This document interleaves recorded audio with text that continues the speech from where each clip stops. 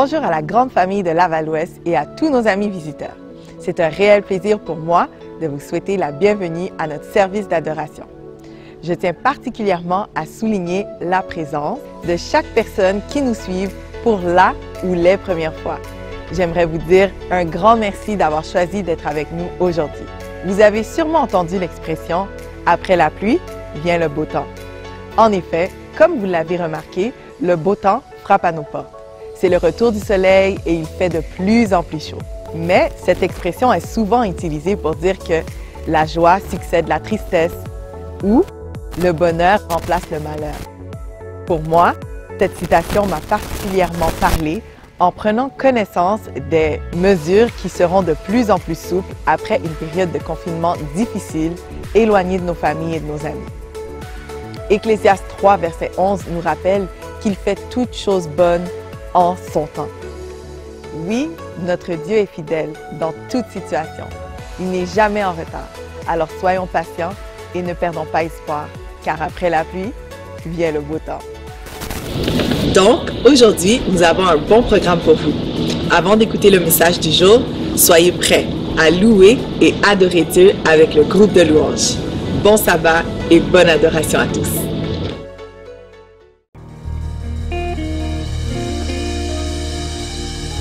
Oh, béni soit ton nom, Seigneur Dieu. Que tu es bon, que tu es fidèle. Louez l'Éternel en tout temps. Sa louange sera toujours dans ma bouche. Dieu est pour nous un refuge et un appui, un secours qui ne manque jamais dans la détresse. Et ce matin, nous voulons exalter son nom, lui dire comment il est bon, comment il est fidèle, comment il est tout puissant. Pour son soutien, son guide, chaque jour de nos vies. Nous vous souhaitons une bonne adoration avec nous. Chantez là où vous êtes, dire comment il est bon, comment il est bon.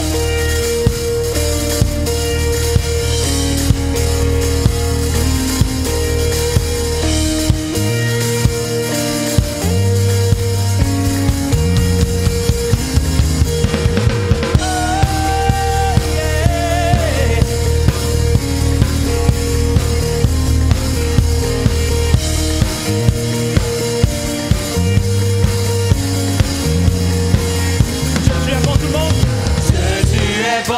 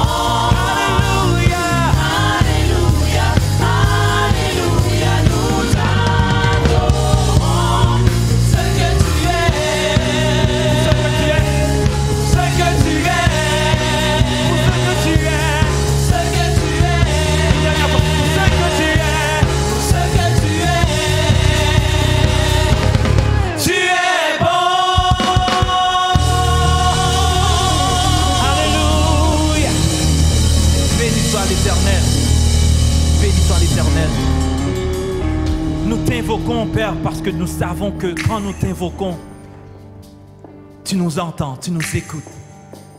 Et tu as la réponse à tous nos problèmes. C'est pourquoi, Seigneur, Dieu, nous n'avons pas à regarder en arrière, nous n'avons pas à regarder à gauche et à droite. Nous avons juste qu'à fixer nos regards sur le Tout-Puissant. Lui qui est la solution à tous nos problèmes. Dans un esprit d'adoration, mes frères, invoque-moi du Seigneur de la détresse. Si vous passez par des moments difficiles maintenant, c'est le moment d'intercéder et d'invoquer le nom du Tout-Puissant. Parce qu'il prend place parmi nous ce matin.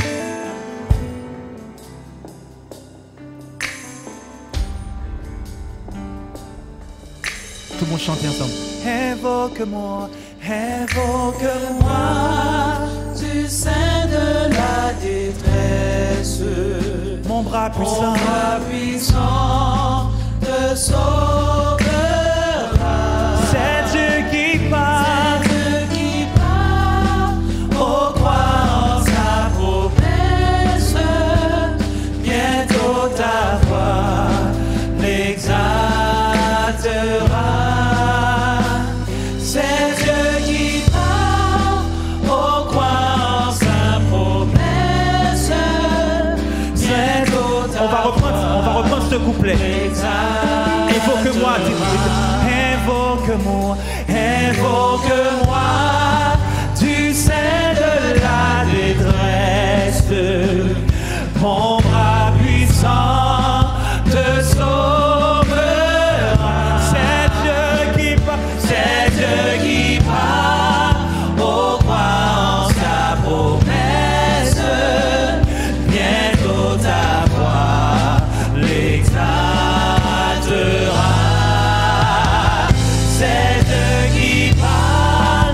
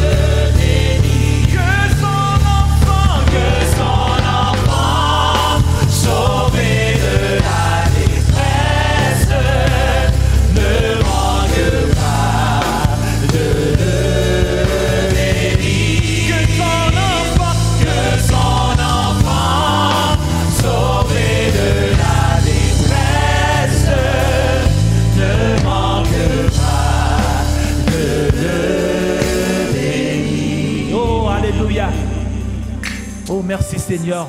Nous pouvons compter sur toi dans nos moments de détresse. Nous pouvons compter sur toi quand tout va de travers dans nos vies, Seigneur Dieu. Parce que tu es un Dieu fidèle. Un Dieu qui écoute à ses enfants. Un Dieu qui prend soin de nous, Seigneur Dieu. C'est pour cela que nous voulons dire fidèle, fidèle. Fidèle est notre Dieu.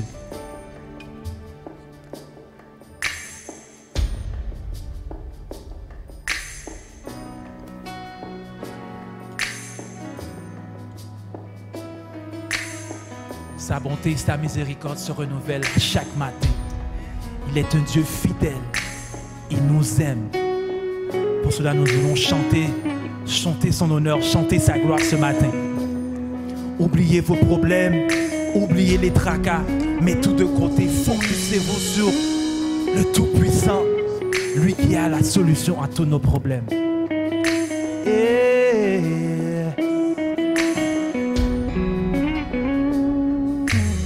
Fidèle, fidèle, fidèle, fidèle est notre Dieu. Fidèle est le Seigneur des Seigneurs. Fidèle, fidèle, fidèle, fidèle est notre Dieu. Fidèle est le Seigneur des Seigneurs. Tu es le roi des rois, le Seigneur des Seigneurs. Tout ce dont j'ai besoin, toute ma vie t'appartient. Tu es le roi des rois, le Seigneur des seigneurs. Tout ce dont j'ai besoin, toute ma vie t'appartient. Tout le monde chantait ensemble, fidèle ensemble. Fidèle, fidèle, fidèle. Il est un Dieu fidèle. Nul n'est comparable. Il est le Seigneur des seigneurs. Il est fidèle.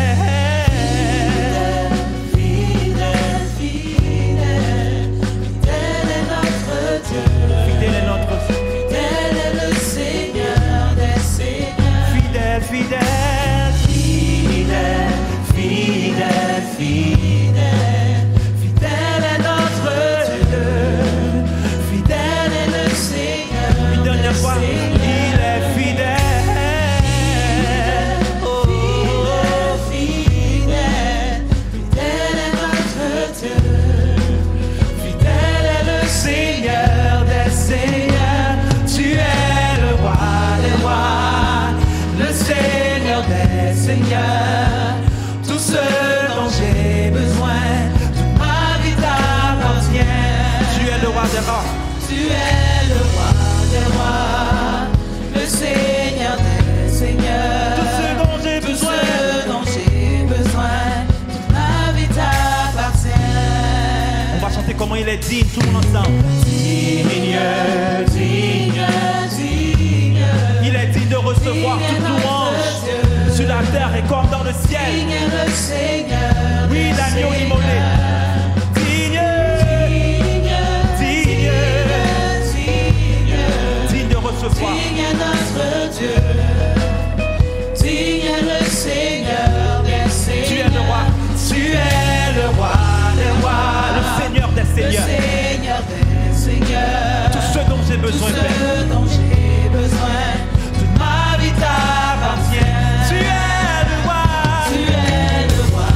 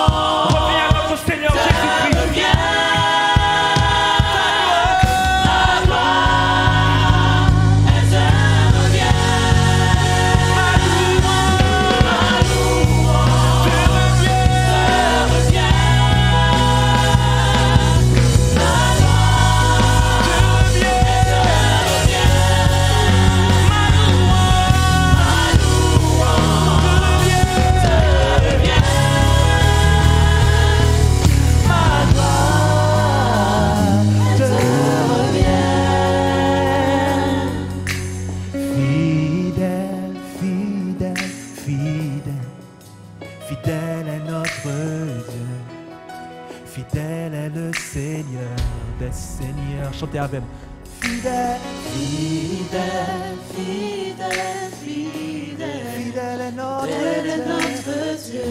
Alléluia. Tel est le Seigneur des seigneurs. Tu es le roi.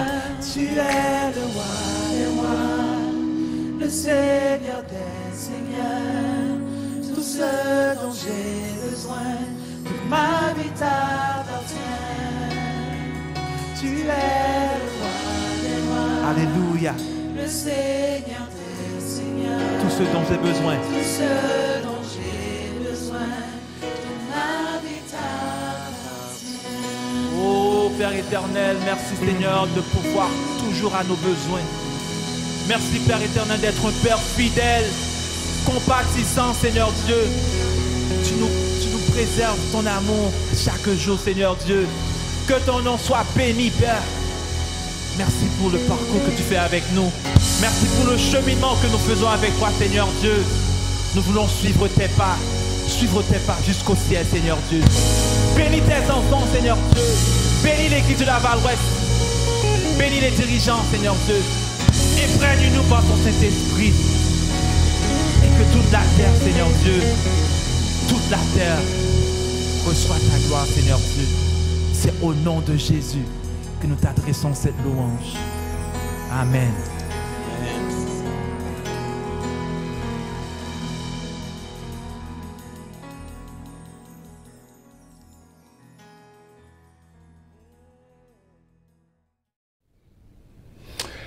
Mesdames et messieurs, sœurs et frères, que la paix et la grâce de notre Seigneur et Sauveur Jésus-Christ soient sur chacun de nous. C'est un plaisir, comme j'aime à le dire tout le temps, de vous retrouver ce matin pour vous parler de la part du Seigneur.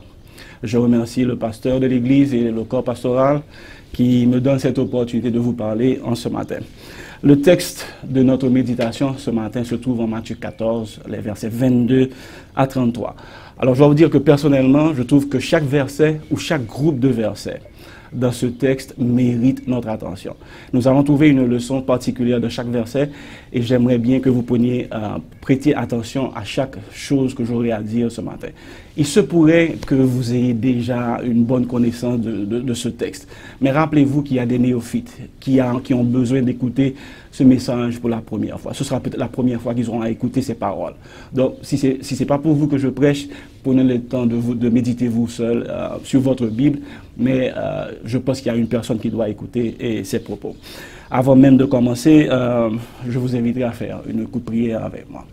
Seigneur éternel, notre Dieu, notre Père, nous te remercions pour le privilège que nous avons d'être à tes pieds en Saint-Instant. Là où nous sommes, dans le confort de notre maison, tu es présent parmi nous. Et donc, le lieu où nous sommes en cet instant est saint. Je voudrais te demander de me qualifier pour parler en ton nom, parce que je ne suis pas qualifié pour le faire. Purifie mes lèvres de manière à ce que les propos qui seront prononcés, les paroles qui sont prononcées soient correctes et reflètent ta personnalité.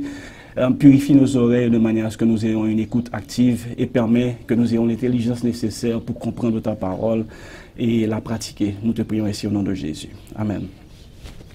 Comme je vous disais tantôt, le texte de méditation se trouve dans les versets 22 à 33 du livre de Matthieu 14. Je commence déjà avec les versets 22 et 23. Aussitôt après, Jésus obligea les disciples à monter dans la barque et à le précéder sur l'autre rive pendant qu'il renverrait la foule. Quand il l'eut renvoyé, alors en parlant de la foule, il monta sur la montagne pour prier à l'écart. Le soir venu, il était là seul. L'adverbe utilisé aussitôt montre clairement que Jésus était pressé de renvoyer les disciples. Ça paraît étonnant parce que le texte de Matthieu n'explique pas pourquoi Jésus s'empressait de renvoyer les disciples pour aller vers l'autre rive. Cependant, nous trouvons l'explication en Jean 6, verset 15, qui dit « Et Jésus, sachant qu'ils allaient venir l'enlever pour le faire roi, se retira de nouveau sur la montagne lui seul. » Mais là encore, ce n'est pas trop clair pour vous. Alors, il faut prendre le texte dans un contexte spécifique.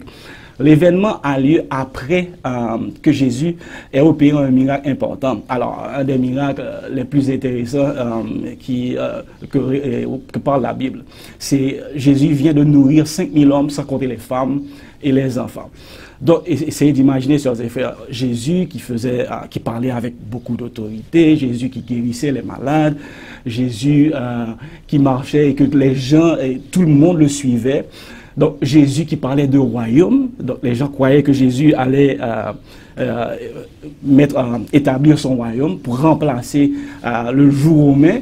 Donc, et là maintenant Jésus donne à manger. Et vous savez comment tout le monde réagit quand une autorité commence à faire du social, comme on le dit, à donner à manger. Donc c'est quelque chose d'intéressant. Donc automatiquement les gens se disent, ah, cet homme peut être effectivement notre roi. Et Jésus, sachant qu'il allait l'enlever pour être roi. Donc je suppose peut-être, je me dis peut-être que Jésus a voulu éviter à ses disciples la possibilité de participer à cette euphorie, parce que normalement les disciples déjà se disaient qui sera le plus grand dans le royaume, seraient peut-être tentés de dire ouais, effectivement tu dois être roi, etc. Mais Jésus les a envoyés. Ce qui paraît un peu bizarre dans le texte, c'est que ce soit dans Matthieu ou dans les autres évangiles, on ne voit pas pourquoi. Alors, qu'est-ce qu'il y a l'idée des disciples? Est-ce que les disciples savaient que Jésus allait venir sur une autre barque ou que Jésus allait venir avec d'autres disciples? Le texte ne le dit pas. Bon, toutefois, les disciples ont écouté et sont partis et sont allés vers l'autre rive. Maintenant, nous continuons. Au verset 24 à 27, nous lisons ceci. La barque, alors, puisque les disciples sont allés vers l'autre rive, ils étaient dans une barque déjà. La barque se trouvait déjà au milieu du lac, battue par les vagues, car le vent était contraire. À la fin de la nuit, Jésus alla vers eux en marchant sur le lac. À la fin de la nuit, Jésus alla vers eux en marchant sur le lac. Quand les disciples le virent marcher sur le lac, ils furent affolés et dirent « C'est un fantôme !» Et dans leur frayeur, ils poussèrent des cris. Jésus leur dit aussitôt « Rassurez-vous, c'est moi, n'ayez pas peur !» Je ne sais pas quelle est la mentalité, la culture québécoise à ce niveau. Est-ce que généralement, ce serait comme de la schizophrénie ici, cette pensée-là? Ou bien est-ce que les Québécois ont cette même peur? Je ne sais pas. Mais moi qui viens des Caraïbes, et particulièrement d'Haïti, je peux vous dire que je comprends la réaction des disciples. Et voir quelqu'un marcher sur l'eau, j'aurais eu peur et j'aurais été scandalisé de la même manière que les disciples étaient très effrayés. Donc, les gens voient Jésus et ils se demandent si c'est un fantôme. Alors, donc ils ont eu peur. Chez moi, on parlerait d'esprit, de loi ou peut-être de déesse ou quelque chose de la mer ou pas, mais ou des eaux, alors des eaux. Mais ce qui importe, c'est qu'ils avaient peur. Et moi, je peux vous garantir que moi aussi, j'aurais très peur. Mais ce qui est intéressant dans le texte, c'est que Jésus vient les trouver, alors marche sur les eaux et vient les trouver. C'est clair que les disciples ne savaient pas que Jésus pouvait marcher sur les eaux à ce moment-là. Moi, ce qui m'intéresse dans ce texte, dans cette partie de texte, il y a la première chose que vous devez noter. Il est dit que clairement, la barque était battue par les flots. Et le vent était contraire. Moi, je viens ma mère et mon père, alors mes parents viennent tous les deux de zones côtières. Et je peux vous dire que j'avais l'habitude d'aller à l'Arcahaie, à Lully, sur la côte des Arcadais, passer des vacances. Et là, chaque fois, je voyais des pêcheurs aller en mer. Et je peux vous dire que lorsqu'ils vous ouvraient directement les voiles de leur bateau pour aller en mer, si par exemple ils allaient vers le nord et que le vent était contraire, ils ne pouvaient plus ouvrir leur voile. Ils devaient maintenant nager avec les avirons ou utiliser un moteur pour aller plus loin. Mais aller nager en sens contraire, c'est vraiment difficile. Donc, que les flots directement, que le lac vienne directement battre la barque des deux côtés, on peut comprendre que c'est un petit peu effrayant, même pour une personne qui est expérimentée. Mais ce qu'il faut noter, Jésus n'était pas avec eux, mais automatiquement que la barque commence à être battue par les flots, Jésus est déjà là. Et c'est important de noter cette première partie. Je voudrais aller un peu vers une première histoire qu'il y a eu dans le passé. Il y a eu la tempête apaisée, l'histoire de la tempête apaisée. Dans ce récit sur la tempête apaisée, Jésus était dans la barque avec les disciples. Et maintenant qu'il était dans la barque, les disciples comptaient directement sur leur propre expérience, expérimentés qu'ils étaient, qui connaissaient la mer, qui connaissaient bien la pêche. Donc, ils étaient habitués avec l'eau, contrairement à Jésus. Donc, expérimentés qu'ils étaient, lorsqu'ils ont vu les vents, lorsqu'ils ont vu la mer agitée, ils se sont mis à tout faire pour essayer de stabiliser la barque. jusqu'à ce qu'ils disent, mais c'est pas possible, nous ne pouvons pas faire quoi que ce soit. Et ils disent, mais maître, ne t'inquiète pas que nous périssons. Et là, Jésus se met debout de manière extraordinaire. Alors, l'Immaculé, Jésus se met debout et dit, et parle au vent et à la mer, et dit, tais-toi. Et automatiquement, ils se tuent. Et là, la réaction des disciples est extraordinaire aussi. Et ils se mettent à dire, mais qui donc est celui-ci à qui obéissent même le vent et la mer? Dans cette histoire, dans l'histoire de la tempête apaisée, Jésus, comme je dis, Jésus était dans la barque. Il fallait, le message que Jésus voulait transmettre aux disciples à ce moment, c'est que puisque le Sauveur est là, puisque je suis dans la barque, puisque la personne qui est capable de parler au vent et à la mer, puisque la personne qui a tout créé est dans la barque, automatiquement, peu importe mon expérience, peu importe votre expérience, vos connaissances, peu importe les moyens logistiques ou financiers que vous avez, automatiquement, tout doit se plier devant la majesté de Jésus qui est dans la barque. La leçon que nous devons apprendre, chers et frères, quand Jésus est dans la barque avec nous, nous devons nous taire toutes nos expériences et laisser Jésus prendre le contrôle de tout. Jésus dort, eh bien je dors aussi. Peu importe ce qu'il fait, s'il est dans la barque avec moi et qu'il y a tous les problèmes de la vie, puisqu'il est quiet, je reste quiet, parce que c'est lui qui a la capacité de dire quelque chose, de faire les choses pour moi, donc je reste quiet. C'était la leçon que les disciples devaient apprendre à ce niveau-là, lors de la tempête apaisée. Mais ici, on voit que Jésus n'est pas dans la barque. Je voudrais vous dire quelque chose, chers et frères. Il se pourrait que dans la vie, nous ayons affronté des problèmes seuls, à un certain moment. C'est ça. Jésus nous laisse aller au-devant de certaines choses parce qu'il se pourrait que nous soyons éprouvés dans une situation et que Jésus ne soit pas avec nous au moment précis. Peut-être que vous ne serez pas d'accord avec moi, mais je vais vous dire. Ce n'est pas qu'il est loin, ce n'est pas qu'il nous abandonne, mais il nous laisse affronter l'épreuve seul au départ. Je vais prendre un exemple. Il y a eu Shadrach, Meshach et Abednego lorsqu'ils étaient devant la fournaise. Jésus ne s'est pas présenté à Nabucodonosor avant de jeter Shadrach et Meshach et Abednego dans la fournaise. Jésus a attendu qu'ils soient dans la fournaise. Donc il fallait que Shadrach, Meshach et Abednego fassent l'épreuve, fassent l'affirmation de leur foi et pour dire que nous ne servirons pas ton Dieu. Donc Shadrach, Meshach et Abednego ont eu le devoir de dire, nous savons que notre Dieu peut nous délivrer de ta main. Mais s'il ne le fait pas, peu importe, nous serons jetés dans la fournaise, peu importe, ça ne fait rien. Mais nous n'obéirons pas à ta loi, nous ne servirons pas un autre Dieu que notre Dieu. Automatiquement qu'ils ont fait cette affirmation de foi, Jésus était déjà là dans la fournaise à les attendre. Ce que je veux vous dire, c'est que automatiquement que nous vivons certaines difficultés, certaines fois Dieu nous laisse faire face à certaines épreuves tout seul. Parce qu'il faut que nous apprenions à dire oui ou non selon la parole de Dieu, peu importe que nous soyons aidés ou non. Donc, il a fallu que les disciples soient dans la barque tout seuls. Donc, il se pourrait que ça arrive et que ça nous arrive aussi. Nous poursuivons avec les versets 28 à 31.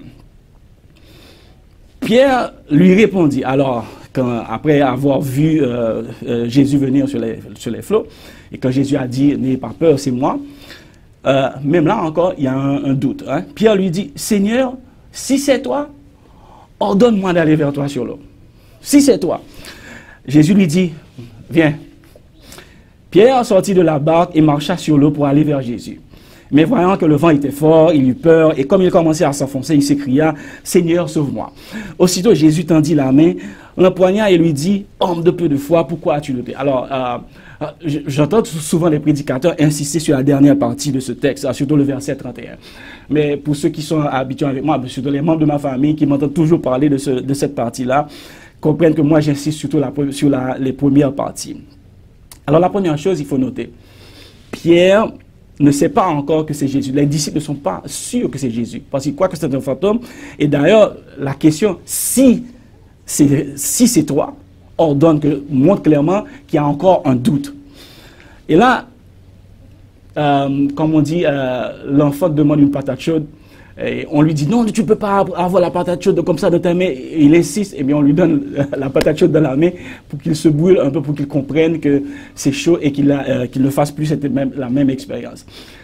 Jésus de dire à Pierre, viens. Et là maintenant, chers et frères, Pierre avait demandé, et sa demande a été approuvée. Jésus a acquiescé à sa demande, mais maintenant, il faut que Pierre mettre les pieds à l'eau. Et là, c'est toute la leçon importante dans ce texte. Souvent, en tant que chrétiens, nous attendons que Jésus non seulement entende nos prières, réponde à notre prière, mais qu'il nous prenne par la main et nous fasse sortir de la barque pour mettre les pieds à l'eau. C'est à nous de le faire. Comme le chant dit, prie, agis. Nous devons, la foi sans les œuvres est morte. Il ne suffit pas de croire, de demander à Dieu, mais une fois qu'il a répondu, c'est à nous de faire l'expérience de la foi et d'aller vers ce que Dieu nous autorise à faire. Jésus a autorisé à Pierre de venir, mais maintenant Pierre, l'expérimenté qu'il est, qui sait clairement qu'en mettant les pieds à l'eau, il risque de s'enfoncer, doit laisser la barque qui est déjà battue par les flots. Ils sont déjà effrayés. Il n'est pas sûr que c'est Jésus, mais seulement au son de la voix. Il doit faire foi à cette voix qu'il a entendue. Il doit faire foi à ses oreilles et laisser la barque où il est un peu plus en sécurité, de mettre les pieds à l'eau pour aller vers Jésus. C'est une expérience, une preuve de foi extraordinaire. La deuxième chose que je voudrais noter pour vous dans cette partie, et je ne sais pas si vous avez déjà posé cette question, pourquoi est-ce que les autres disciples n'ont pas fait la même expérience? Comment ça se peut que ce soit seulement Pierre qui ait eu l'opportunité de marcher sur les eaux et aller vers Jésus? Je voudrais vous dire une chose. Tous nous sommes à l'église, mais tous nous ne bénéficions pas des mêmes bénédictions de la part du Seigneur. Ce n'est pas que Dieu choisit de manière inéquitable et qui donne les bénédictions de manière inéquitable. Non, la bénédiction est donnée à tous. Mais tous, nous ne profitons pas de la même manière des bénédictions du Seigneur. Parce que nous choisissons d'attendre que frère X ou que sœur Y fasse telle expérience avant que nous fassions la même expérience. C'est à nous de faire la preuve de notre foi. C'est impossible. Écoutez, il y a certaines bénédictions qui existent qu'une seule fois. Dans la Bible, c'est la seule fois où on parle de Jésus marche sur les eaux et qu'un disciple ait eu l'opportunité de marcher sur les eaux. C'est la seule fois qu'on le raconte. Donc imaginez-vous qu'André, Judas, etc., Jean, tout le monde est dans la barque. Moi, au moins j'aurais pu comprendre que la première fois quand Pierre sort, quand Pierre a demandé qu'ils attendent, quand Pierre commence à marcher, moi, au moins si je n'étais pas dans la première vague, une fois que j'aurais vu Pierre commencer à marcher, je serais sorti de la barque rapidement pour essayer de marcher aussi. Essayez de voir des enfants, essayez de vivre ça comme des enfants. Si un enfant voit un premier enfant sortir, les autres enfants sortiraient aussi. Mais tous les autres disciples ne bénéficient pas de cette même opportunité, malheureusement. S'il est vrai, je pense aussi que certaines fois, nous dirons, écoutez, c'est inutile d'être toujours les premiers, ok? Parce que, comme la Bible dit, les premiers seront les derniers, ou bien il ne faut pas faire d'excès de zèle. Moi, je ne parle pas d'excès de zèle, je ne demande pas que vous soyez toujours en quête d'être toujours les premiers. Mais quand il y a les bénédictions de l'Éternel, pourquoi est-ce que je dois attendre que frère X reçoive cette bénédiction avant moi, ou que sœur Y reçoive cette bénédiction avant que je le reçoive? Ce n'est pas normal. Donc, dans la barque, Pierre est le seul à faire cette expérience. Et c'est important. Bon, automatiquement, comme le texte le dit, que Pierre commence à penser au vent, aux problèmes de la vie, aux réalités, parce que ça nous arrive toujours. Et ça, je ne parle pas pour vous, je parle pour moi aussi, qui certaines fois nous sommes effrayés par les réalités de la vie, et soudainement, même si nous avions la foi avant, automatiquement nous commençons à douter, et Pierre commence effectivement à s'enfoncer dans l'eau. Jusqu'à ce que Jésus l'emploie, et par la main, et lui dit, bon, homme de peu de foi. Et pourquoi as-tu douté? Vous voyez, même lorsque Pierre a fait cette grande preuve de foi, Jésus lui dit quand même, homme de peu de foi. Bon, nous continuons. Le verset 32 est extraordinaire. C'est pour ça que je vous dis chaque verset ou chaque groupe de versets dans ce texte est important à noter. Ils montèrent, alors Jésus et Pierre, ils montèrent dans la barque et le vent tomba. Sœurs et frères, lorsque nous appelons notre Sauveur à nous aider, lorsqu'il arrive, il n'y a plus de doute à avoir. Parce qu'une fois que Jésus vient, tout se calme. Il n'est pas dit que Jésus ait eu à monter dans la barque et a dû parler encore au vent, de terre ou quoi que ce soit. Non, automatiquement que Jésus met le pied dans la barque, le vent tomba. C'est extraordinaire. Quand Jésus arrive, au nom de Jésus, comme la Bible dit, tout genou se plie. Une fois que Jésus est dans la fournaise, le feu devient comme de l'air climatisé. Une fois que Jésus monte dans la barque qui est balayée par les flots, qui est battue par les flots d'un côté ou d'un autre, et même si vous nagez en sens contraire, lorsque toute la foule va d'un côté et que vous êtes le seul à devoir faire votre preuve de foi dans une situation donnée, une fois que votre Sauveur est avec vous, ne soyez plus effrayés parce qu'automatiquement qu'il est là, tout est calme. Posez, parce que Jésus est là. Au verset 33, nous lisons quelque chose de très intéressant et moi j'aime beaucoup.